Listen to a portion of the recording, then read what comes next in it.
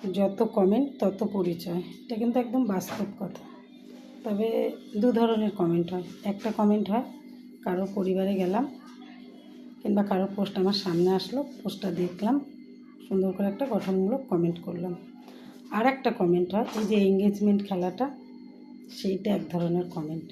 সেখানে গিয়ে একটা কমেন্টের উপরে মন্তব্য রেখে আসলাম, সুন্দর করেই রেখে আসলাম মন্তব্যটা, কিন্তু ওই কমেন্টটা না কোনো কাজে লাগে না, আমার তো লাগেনি। আজকে 9 মাস ধরে আমি প্রফেশনাল মোড অন করেছি, 9 মাস হয়ে গেছে কাজ করছি।